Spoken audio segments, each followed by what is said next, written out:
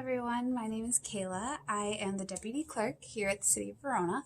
I am going to go through this Elections 101 video with you, just kind of go over what each position is and then kind of give you information on each of them and just walk through kind of how a day goes.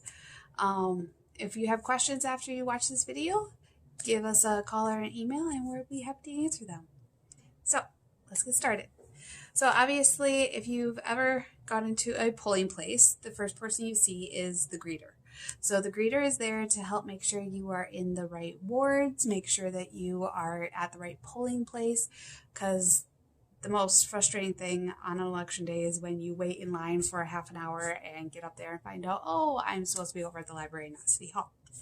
So the greeter has an important role in making sure that the person is in the right polling place to start off with, and if not, helping them find the right place. They also do traffic control and make sure that lines are keeping moving but not getting too clustered. With the new Badger books, it's really frustrating when you have a line of 5 people right behind you, so the greeters also kind of work as a bouncer there to make sure that the lines, you only have 2 people in a line at a time, and keep the lines out in the lobby more than right in the voting area. Okay, so the next part is registration. So if you moved or changed your name or just new to Verona, you will have to re-register. You will have to have a photo ID, and you will have to have a proof of residence. So proof of residence can be if your Wisconsin driver's license has your new and current address on it, that works. Otherwise, it has to be like a utility bill, a credit card, a bank statement, a paycheck stub. I'll attach in the packet that is with this the full list of all of that, but they'll have to have one of those. And I'll also attach what the photo IDs have to be.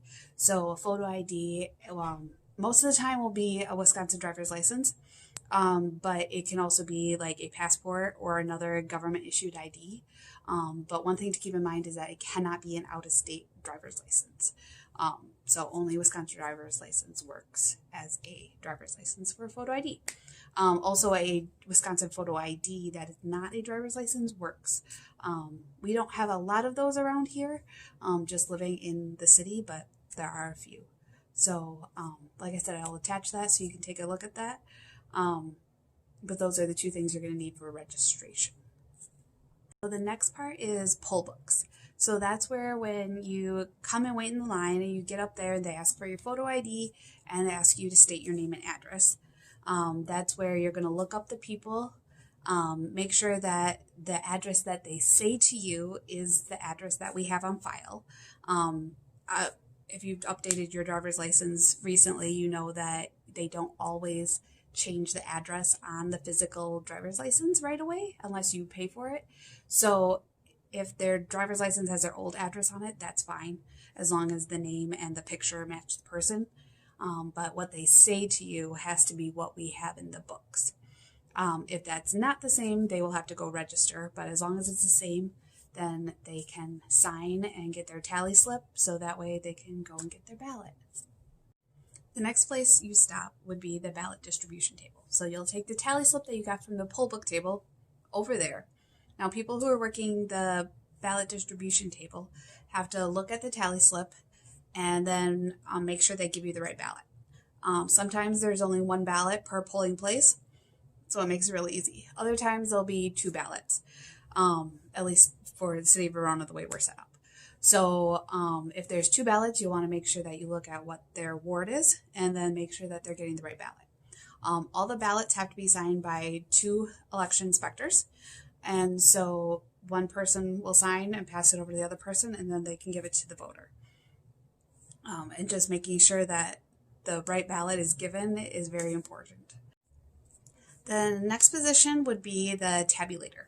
So the tabulator position stands near the ballot tabulating machine. That's where everybody puts their ballot in to have it counted.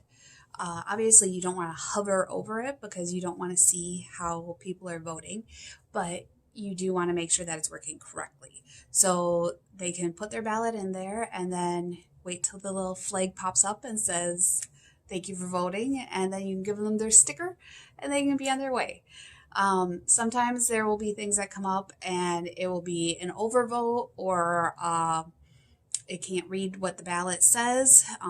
And so it'll come up with an error message. And at that point, you'll want to read through what it says, ask the voter, do you want your ballot back so you can get a new one and try again? Or do you just want to cast your vote even though it's not going to be counted for whichever area it notes? You'll be able to choose a button and then the ballot will either come back out or it will go in. And from there, that's up to the voter's decision on whether they want it to count at that point or not. If they want it back, you can then go over to a chief inspector and ask them to help the voter get a second ballot. Voters are only allowed 3 ballots, so if they mess up on the third one, then they're kind of out of luck. But they do have 3 chances to enter their ballot vote correctly. Absentee processing. So the absentee processing team will look over all of the envelopes that we've gotten for anything that came in before the election. So whether that is by mail or by in-person voting, all of those ballots are in envelopes. They all require certain signatures and addresses written on there. And so they will have to look through those envelopes, make sure everything is on there. Otherwise, the ballot is not valid. Once you make sure that all of those are there, you can check them in on the Badger book, and then you will open up the envelope and place the ballot in a pile. After you get, I'd say, maybe 10 ballots in a pile, then you can go and put them into the tabulator so they are counted. If a ballot does not go through, then you will have to remake the ballot. You'll have to do this with one of the chief inspectors so they can walk through how to do this with you. But basically, you're going to mirror it and make sure that it's exactly what the voter intended it to be.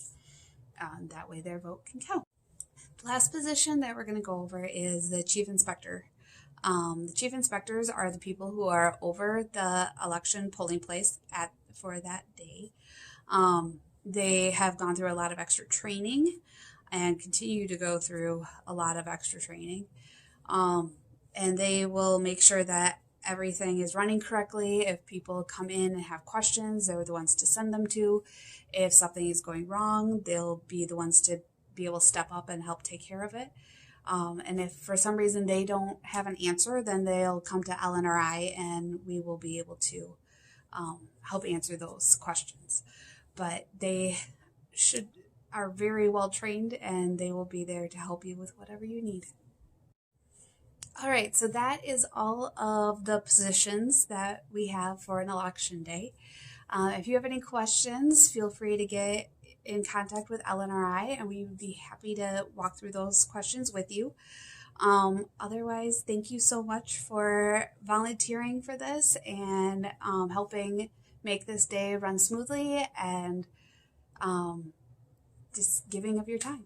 So thank you.